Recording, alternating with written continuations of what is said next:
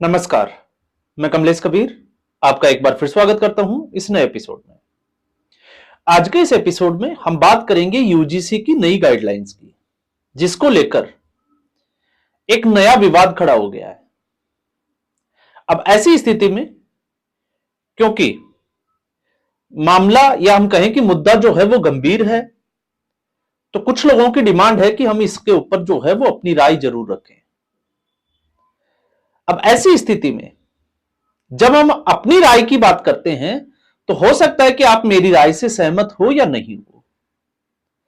तो इस यूजीसी की जो नई गाइडलाइन है, इसके हम कानूनी दांव पेचों को छोड़कर, क्योंकि अगर उस पर हम बात करेंगे कि कौन सी धारा के तहत क्या किया गया, तो यह वीडियो जो है वो बहुत लंबा चला जाएगा। हम इसमें सिर्फ और सिर्फ विवाद की जड़ को ढूंढने का प्रयास करेंगे। तो नई गाइडलाइन है क्या और यह तैयार कैसे हुई, पहले हम थोड़ा सा उसकी भूमिका या उसकी जो है वो समझने का प्रयास करते हैं। तो संसद की संसदीय समिति ने जो शिक्षा, महिला, बाल कल्याण विकास या फिर युवाओं को ऐसे संबंधी मामलों को जो देखती है संसदीय समिति, यह इसका एक पूरा प्रपोजल था जो सरकार ने स्वीकार किया है। और आपको यह भी जानकारी मैं जो आगे बताने जा रहा हूं, हैरानी होगी कि इसके चेयरमैन जो है वो है राज्यसभा के सांसद दिग्विजय सिंह। हालांकि दिग्विजय सिंह राज्यसभा की सांसद ही छोड़ रहे हैं। कारण इसलिए क्योंकि उनका इस साल रिटायरमेंट भी है, लेकिन उससे पहले क्यों?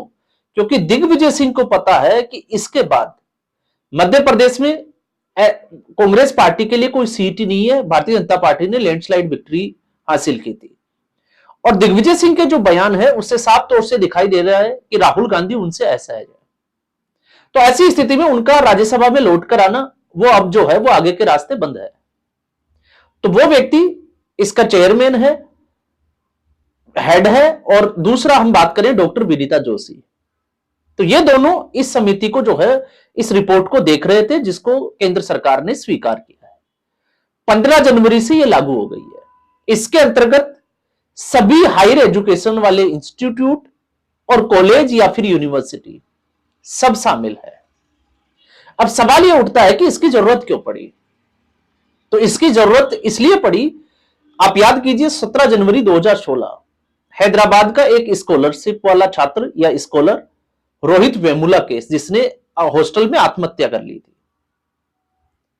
और उसके बाद में यह मामला जो है वो प्रताड़ना का नजर आ रहा था, या फिर हम कहें कि भेदभाव का। तो उसको लेकर मामला उछला था। और उसके बाद में नई एजुकेशन नीति के तहत एनईपी, जिसको हम कहें 2020 के तहत, ये कुछ प्रावधान जो है वो किए गए थे और अब इनको पूर्णतया स्वीकार कर लिया गया है। तो अब ये 2026 में लागू हुई है और ये जगह लेगी 2012 की जो नीति थी उसको रिप्लेस करेगी। तो 2012 में यूपीए की सरकार थी और अब भारतीय जनता पार्टी की सरकार है।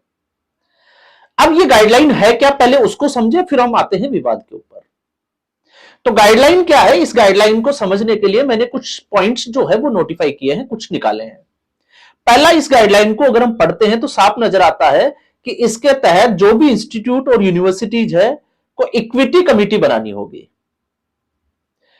इसमें एससी, एसटी, ओबीसी, पीडब्ल्यूडी और महिलाओं के प्रतिनिधित्व होंगे। यानी कि इसमें डिसेबिलिटी वाले भी आएंगे, दिव्यांग भी होंगे, महिलाएं भी होगी, एससी एसटी भी होगी और ओबीसी को भी इसमें शामिल कर लिया गया है। 2012 में सिर्फ और सिर्फ एससी एसटी ही थी, ओबीसी इस लिस्ट में नहीं थी। आगे जो है नई गाइडलाइंस में जाति आधारित भेदभाव को स्पष्ट रूप से परिभाषित किया गया है और डिसेबिलिटी को भी डिस्क्रिमिनेशन के आधार पर शामिल किया गया है। इन प्रावधानों को लागू करने के लिए हर संस्थान को इक्वल अपॉर्चुनिटी सेंटर, एक ईओसी सेंटर की स्थापना करनी होगी हर इंस्टीट्यूट में। ईओसी इक्विटी बढ़ाने, काउंसलिंग देने, बाहर की एजेंसियों के साथ तालमेल बिठाने में। कुछ भी होता है यूनिवर्सिटी कैंपस में या कॉलेज के कैंपस में, तो चाहे पुलिस हो, सीबीआई हो या कोई भी हो, उनके साथ किस तरीके से तालमेल बिठाया जाए। शिकायत पोर्टल को चलाना, इंक्लूजन के पहलों को निगरानी रखने का मुख्य केंद्र होगा ईओसी। इसके अलावा अगर कॉलेज में मान लो पर्याप्त टीचर नहीं है ईओसी के सेंटर के लिए, तो फिर इसको देखने का काम होगा संबंधित विश्वविद्यालय के साथ जिसके साथ वो जुड़ा हुआ है, और इसका अध्यक्ष होगा उस संस्थान का जिसको हम कहें कि हेड जो है वही इसका अध्यक्ष होगा। अब आगे है पांचवा जो पॉइंट हमने निकाला, वो है नियमों में इक्विटी स्क्वाड्स और इक्विटी एम्बेसडर्स इस तरीके की जो है वो तैनाती की जाएगी जो कैंपस की निगरानी रखेंगे। 24/7 जो है वो एक हेल्पलाइन जारी की गई है। पहले जो है वो ऐसा नहीं था, 2012 की जो गाइडलाइन थी, अब ये 24/7 जो है वो काम करेगा, और साथ में शिकायत के 24 घंटे के अंदर कार्रवाई और 60 दिन के अंदर ये ईओसी जो है वो अपनी रिपोर्ट पेश करेगा। यह है नई गाइडलाइन के मुख्य बिंदु, जिसको हम कहें कि विरोधाभास जो निकल कर आ रहा है अचानक से, उसको समझने में आसानी होगी। बाकी गाइडलाइन को अगर हम देखें तो उसमें बहुत सारी चीजें हैं जिसमें मुझे लगता है कि यहां बात करने की हमें ज्यादा जरूरत नहीं है। अब विवाद का कारण क्या है? पहले इसमें विवाद का कारण यह था, 2012 की जो नीति आई थी, कि इसमें ओबीसी को शामिल क्यों नहीं किया गया है, क्योंकि ओबीसी भी इसका शिकार होती है। अब ओबीसी को शामिल कर लिया, जाहिर सी बात है, तो ओबीसी को शामिल करने के बाद में जनरल कैटेगरी के जो लोग हैं उनको लगता है कि उनके साथ यह भेदभाव किया जा रहा है। अब जनरल कैटेगरी के लोगों को यह भेदभाव क्यों लगता है, यह बड़ा इंपॉर्टेंट है। तो इंपॉर्टेंट इसलिए हो जाता है क्योंकि हमारे देश में आजादी के बाद जिस व्यवस्था की हम बात करते हैं, उस व्यवस्था में आरक्षण इसलिए लेकर आया गया ताकि पिछड़े हुई जो जातियों के जो लोग थे उनका आर्थिक रूप से उत्थान किस तरीके से किया जाए, यह एक इसका जो है वो मुख्य कारण था। तो आरक्षण लेकर आए, आरक्षण दिया गया। अब आरक्षण दिया गया तो इस आरक्षण में आपने देखा एजुकेशन भी शामिल थी और इसमें मेडिकल भी शामिल था, जो कि मुझे लगता है कि नहीं होना चाहिए था। और फिर उसमें दूसरी, आरक्षण जो है वो जातिगत आधार पर नहीं होना चाहिए था, आर्थिक आधार पर होना चाहिए था, लेकिन ऐसा उसमें कोई प्रावधान नहीं है। अब उसका असर क्या हुआ? आरक्षण तो इसलिए लाया गया ना कि आर्थिक रूप से मजबूत हो या जातिगत उत्थान हो, लेकिन जैसे अभी मैं राजस्थान से हूं, तो राजस्थान में मीना जाति को उस आरक्षण की कैटेगरी में शामिल किया गया।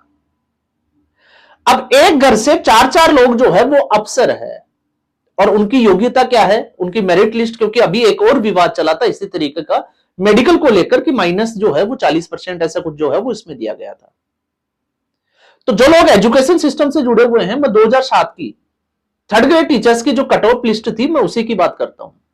अब आरक्षण कैसे जो है वो नुकसान भी करता है, तो उस आरक्षण में अगर आप देखोगे तो जो विधवा कोटे से जो महिलाएं थी उनकी कट ऑफ माइनस में थी। अब आप सोचकर देखिए। और दूसरा, एससी एसटी की जो महिलाएं थी उनकी कट ऑफ क्या थी, आपको अगर आप उसको देखोगे तो वो किसी भी तरीके से पढ़ाने के लिए एलिजिबल ही नहीं थी, लेकिन वो टीचर है।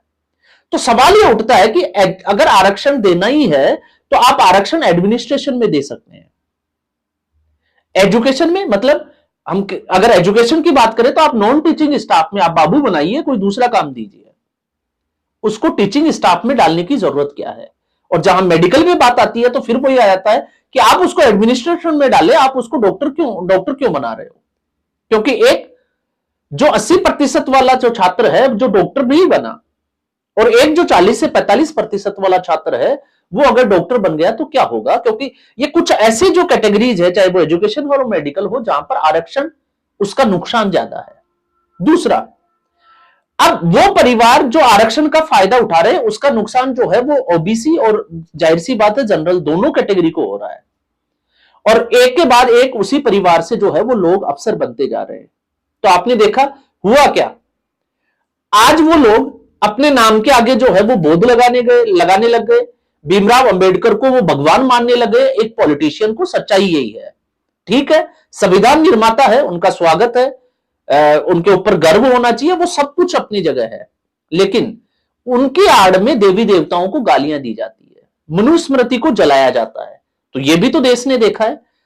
अब ऐसी स्थिति में क्या आरक्षण जो है वो किसी भी व्यक्ति के या किसी भी परिवार का कोई एक व्यक्ति सरकारी नौकरी लग जाता है तो उस परिवार की स्थिति सही होना शुरू हो जाती है, तो क्या उसके बाद आरक्षण नहीं हटाया जाना चाहिए?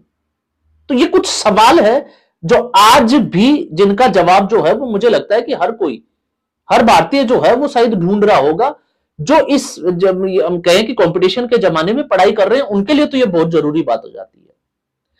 अब इसमें दूसरा है, SC/ST एक्ट लाया गया, तो उसका दूसरा पहलू यह है कि उसका दुरुपयोग कितना होगा, क्योंकि इसमें जनरल को नहीं रखा गया, और जनरल कैटेगरी को लेकर, जो स्वर्ण जातियां हैं उनको लेकर इस देश में एक मानसिकता भी बड़ी प्रबल है, और वो मानसिकता यह है कि स्वर्ण है, इसलिए इसने जो निम्न जाति वाले जो SC/ST है उनको जातिगत, या हम कहें शब्दों के साथ उच्चारित किया होगा, या कुछ बोला होगा, या फिर उसने भेदभाव किया होगा, क्योंकि इस तरीके की एक मेंटेलिटी तैयार की गई है। तो इसका भी जो है वो इसमें असर होता हुआ ये देखा जा रहा है। इसका असर क्या होगा, क्योंकि इस देश में गाइडलाइन बनाना, उसको और सख्त करना, लेकिन कानून के अगर दायरे में आकर हम देखते हैं तो जिस तरीके से हमारा संविधान कठोर और लचीला दोनों है, तो आप समझ सकते हैं कि मुश्किलें जो है वो कितनी है।